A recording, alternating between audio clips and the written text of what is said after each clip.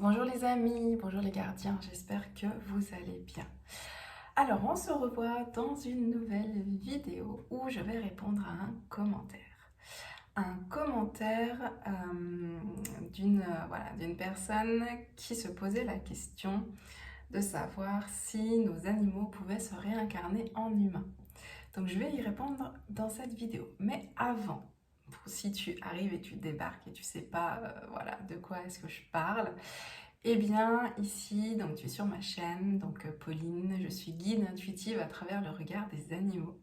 Je propose des séances de connexion animaux défunts, des séances individuelles un peu plus approfondies pour te connaître toi, débloquer tes peurs, tes doutes, tes blessures, tes traumas à travers le regard de tes animaux. Et aussi, je peux t'accompagner lors de sessions de formation de 6 mois pour développer toi-même tes capacités et être autonome dans cette reliance intuitive avec les animaux. Donc ça, c'est mon univers, c'est ce que je fais dans mon quotidien. Donc, par rapport à cette fameuse question, repetite parenthèse et après j'arrête, je rentre dans le vif du sujet. Les amis, posez vos questions, c'est super important. Prenez l'espace des commentaires sous les vidéos pour poser vos questions. Je vais checker 1 à 2 fois par semaine les commentaires et répondre à certaines personnes quand je sens que c'est juste et que ça vibre.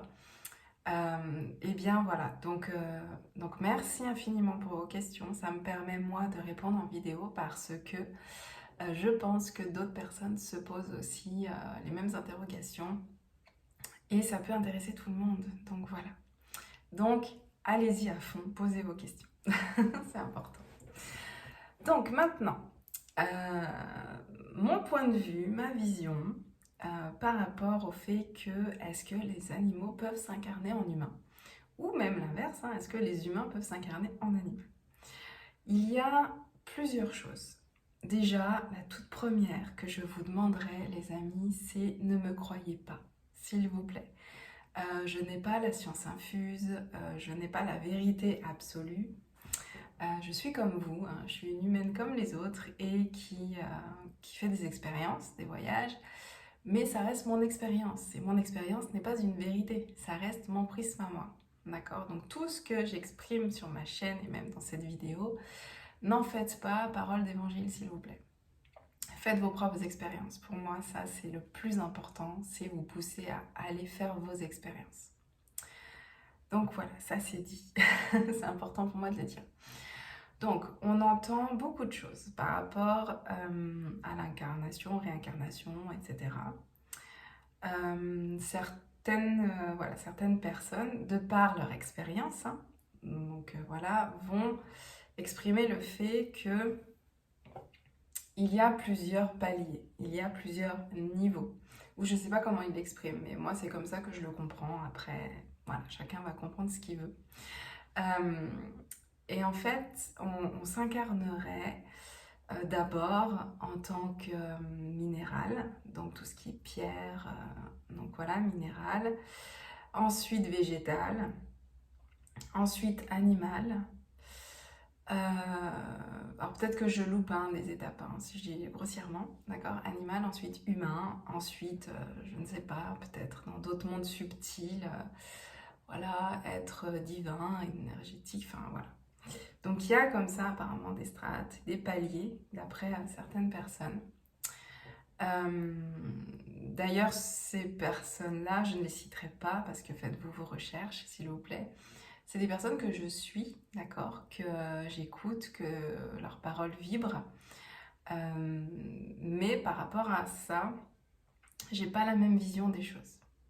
Donc c'est pour ça qu'en fait, c'est important que vous compreniez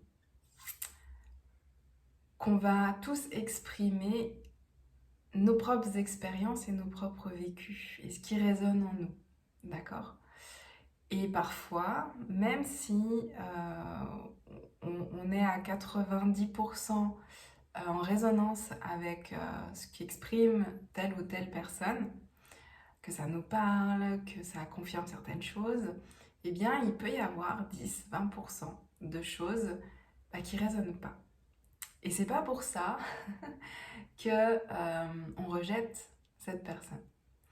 Et du coup, je vous dis ça parce que voilà, moi je suis sur les réseaux plusieurs personnes dans la spiritualité, le développement personnel, des communicants, des médiums, etc.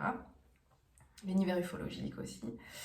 Et il y a des choses qui résonnent et puis d'autres pas. Mais je prends ce qui vibre, tout simplement. Et du coup, ces deux personnes-là ont cette idée, cette peut-être expérience, du fait que, oui, notre âme voilà, passe par plusieurs niveaux pour comprendre certaines choses. Alors, moi, depuis que j'ai ouvert mes canaux de perception, depuis que je me suis reconnectée du moins à eux, j'ai une vision du monde qui est pas la même qu'avant. Je vais vous l'expliquer, vous allez comprendre un peu aussi comment moi je vois le monde en fait. En fait, je me rends compte que nous sommes tous des énergies des âmes. Et qu'en fait, ça va bien au-delà de l'expérience du personnage. Et quand je dis du personnage, c'est de moi, Pauline, qui vous parle là, dans cette vidéo, qui joue le rôle dans mon incarnation. Je suis là pour, par exemple, vous ouvrir sur certaines choses, vous faire réfléchir sur, voilà, comme là, sur voilà, l'incarnation, etc. Et puis, voilà, ça reste un personnage, ça reste une casquette. Et puis après, je vais être la casquette de belle-maman, la casquette de conjointe, d'amante, etc. Donc en fait, on a la vision du personnage qu'on incarne, d'accord, à travers notre prisme et à travers ce qu'on vit dans cette vie incarnée dans l'espèce humaine sur cette terre. Parce que je pars du principe qu'en fait, on est des animaux comme les autres. Moi, je ne me dissocie pas du chien, du chat, du lapin, de la souris, de la baleine, de la fourmi, du pigeon. Pour moi, sur Terre, il y a la race humaine, il y a la race féline, canine, etc. Donc, à mon sens, on est des espèces égales, pas plus que, juste égales, comparées aux autres en fait. La différence, c'est que l'espèce humaine a évolué d'une autre manière, a évolué plus dans le faire, l'avoir, plutôt que l'être, et ce qui fait qu'on en est là aujourd'hui. Mais c'est pas mauvais, c'est tout simplement, d'accord.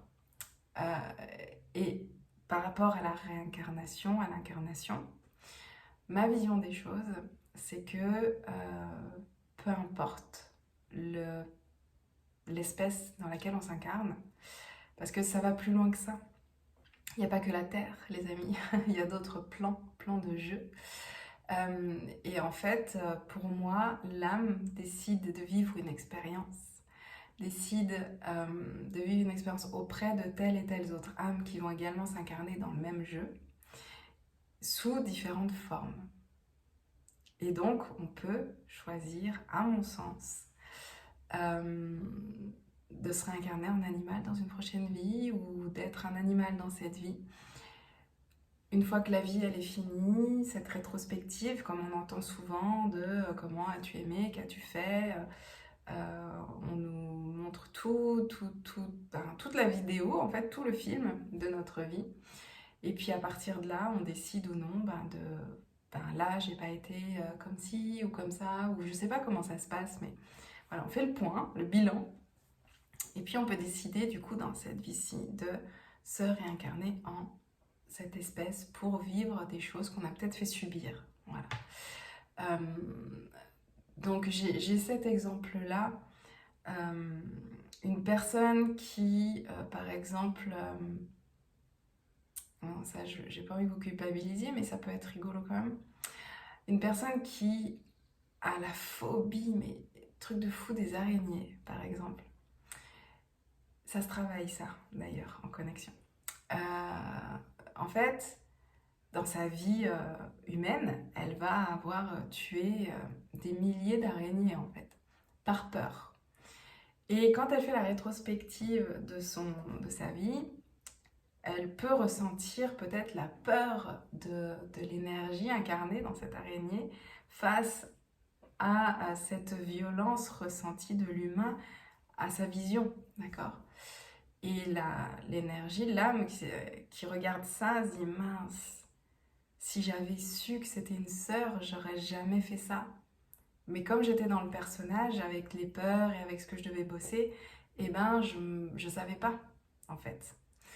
Et du coup, cette âme-là, elle peut décider de revenir s'incarner en araignée pour justement comprendre un peu et vivre ce ce que c'est en fait que vivre en tant qu'araignée, quoi.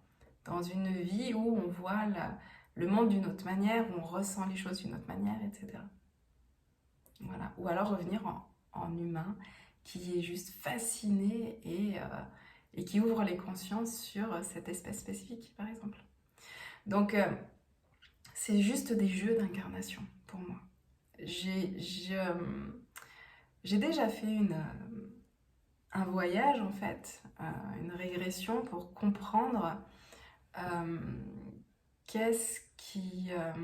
comment dire, pour comprendre le lien fort que j'ai avec ma chienne, avec Picsou, ma première, ma grande de 9 ans. Puis pour comprendre un petit peu un comportement aussi qu'elle avait. Et de là, en fait, je me suis vue dans une autre vie avec elle, incarnée, à mon sens, ça ressemblait à la Terre. Alors, il y a tellement d'autres plans que peut-être c'était un autre plan similaire, mais je ne sais pas. Où, en fait, moi, j'étais un animal. Et où Pixel était un être humain. Et qui a vécu des choses, voilà, pas très cool. Et puis moi, j'étais là, voilà. Donc c'est comme si on avait inversé les rôles, d'accord? Moi, j'étais là en soutien de cet humain. Et donc, l'humain vivait sa vie, voilà. Et du coup, j'ai compris beaucoup de choses. Mais à partir de là, je me suis dit, wow, attends, je me vois. Je sais pas si j'étais un chien ou un chat. Je sais pas vraiment ce que j'étais. Mais j'étais à quatre pattes. Ça ressemblait à, voilà, ça pouvait ressembler à un chien au vu des sensations. Mais là, je me suis dit, wow, ça veut dire que j'ai déjà été incarnée sous cette forme. Donc ça veut dire aussi que Pixel, là, elle est incarnée, elle était humaine, et elle est incarnée sous forme de chien à mes côtés. Donc c'est assez, sur le coup, on revient, on se dit, wow, attends, du coup, tout ce qu'on nous dit, etc. Donc c'est pour ça que ne me croyez pas. Là, sur ce que je vous partage, c'est reste juste mon expérience et c'est pas une vérité. D'accord? C'est quelque chose qu'on m'a montré. Voilà. Donc, sur cette fameuse question, est-ce que nos animaux peuvent se réincarner en humains? De ma vision, je dirais oui, c'est possible. Voilà. Après, prenez du recul avec ça, n'en faites pas une vérité. Faites vos propres expériences, allez faire, je sais pas moi, des séances ou renseignez-vous. Il y a tellement de choses sur la toile qui peuvent vous parler aussi et résonner. Donc voilà. Après, il y a des petits signes, il y a des petites choses qui font aussi se poser des questions. Il y a certains humains, par exemple, euh, qui ont tendance à ressembler un petit peu, des fois, à un type d'animal. Et c'est rigolo d'aller voir dans les régressions parce que c'est souvent qu'ils ont été en lien avec cet animal ou qu'ils ont été cet animal. Même parfois dans les rêves, je ne sais pas si ça vous arrive, ça vous est déjà arrivé, mais moi, ça m'arrive souvent, où je rêve que je suis à quatre pattes. Je cours et je décolle comme ça. et je retombe et je cours et c'est tellement bon. Alors je sais pas, pareil, je sais pas ce que c'est comme animal qui fait ça, qui arrive à planer comme ça, et puis hop, ça redescend, et c'est souvent que je rêve que je vole comme ça, etc. Alors, si ça se trouve, c'est des sorties de gorge, j'en sais rien. Mais en tout cas, voilà, c'est des choses en sensation. Et aussi, parfois on est fasciné, parfois on sait, sans forcément s'être documenté, ce dont a besoin certains animaux, certains types d'animaux spécifiquement, comment s'en occuper, qui ils sont, comment ça se passe pour eux, etc. On a une sensibilité accrue. Et bien des fois, c'est aussi parce qu'on a été incarné, on a eu une vie en fait dans le corps de cet animal, et ce qui fait que pour nous c'est ancré. Parce que de chaque expérience de vie, on s'en nourrit. Et il y a des réminiscences, il y a des choses, il y a des souvenirs, il se passe des choses en fait en nous, dans notre vie actuelle, qui résonnent avec cette vie passée. Et c'est super intéressant aussi de faire ça. Je le proposerai peut-être en atelier pour décembre, ça pourrait être chouette. Et bien d'aller dans les vies passées, dans ta vie, une vie antérieure où tu as été un animal. Et justement je le fais avec mes élèves en formation. Et c'est intéressant parce qu'en fait, on se rend compte que on a vécu énormément de vies, mais vraiment. C'est rare d'avoir des jeunes âmes. Voilà, on a vécu beaucoup de vies, et ça peut être sur ce plan ou d'autres, où on se rend compte qu'en effet, on a été un animal. Et qu'est-ce qu'on a appris de cette vie-là? Qu'est-ce qu'on a ramené? Qu'est-ce qu'on a compris? Qu'est-ce qu'on a apporté? Etc. Et du coup, quand on se rend compte comment expliquer? De cette vie animale, quelles sont les forces que j'en retire dans cette vie-ci? Eh bien, on se dit, ah ouais, ok, je comprends pourquoi je suis comme ça, je comprends pourquoi, voilà, j'ai ce sentiment d'être tout le temps en surprotection, par exemple, ou parce que dans cette vie-là, j'ai été amenée à faire ci, ça. Voilà, donc c'est hyper intéressant tout ça. Donc merci infiniment pour cette question. N'hésitez pas, si vous en avez d'autres, à les mettre dans les commentaires. C'est toujours une joie, voilà, de répondre à vos questions, et puis de créer du contenu qui vous parle, parce que c'est le plus important à mon sens. C'est ça. Et comme je vous dis, à vous du coup maintenant de faire vos expériences, d'aller voir ce qui résonne. Et puis le tout, c'est ça, c'est de voir ce qui vibre à l'intérieur de vous et d'observer autour de vous. Même certains animaux ont un regard humain, en fait. Et on le sait. Il y a un truc qui dit, mais c'est pas possible, il était incarné en humain. Et je sais que Pixel, c'est le cas. Elle a des comportements, elle a des choses qui font que elle comprend tout, voilà, elle s'est adaptée super vite à la vie humaine, contrairement à Titi, ma petite dernière, qui elle, il faut lui apprendre tous les codes, etc. Donc voilà, on voit que c'est pas les mêmes énergies, et c'est ça qui m'a fait me poser beaucoup de questions, et qui fait que quand vous posez des questions, allez creuser, allez là où ça vibre pour vous, et faites vos propres expériences, c'est super important. Et écoutez, merci infiniment d'avoir écouté jusqu'au bout. J'espère que voilà, j'aurais pu répondre à vos questions et peut-être amener d'autres questionnements, donc n'hésitez pas. Et puis comme je disais, je fais des ateliers, je fais 2 sessions de soins par mois. J'ai ouvert un nouveau, je sais pas, c'est pas un concept, mais sur YouTube, on peut avoir un espace membre. Donc il y a le bouton s'abonner, il y a le bouton rejoindre. Donc je t'invite par curiosité à cliquer dessus. Et puis en fait, en fonction de l'abonnement que tu prends, c'est sans engagement, je propose des sessions de soins, d'auto-soins. Hier, on a fait un soin sur le lâcher prise, ça fait du bien. Donc voilà. Le prochain, on est toujours dans cette réincarner la lumière qui est à l'intérieur de nous. Donc voilà, il y a 2 auto-soins par mois. Juste uniquement réservé aux membres, dans la mesure où tu t'abonnes, tu as même les replays des autres auto-soins que j'ai déjà réalisés.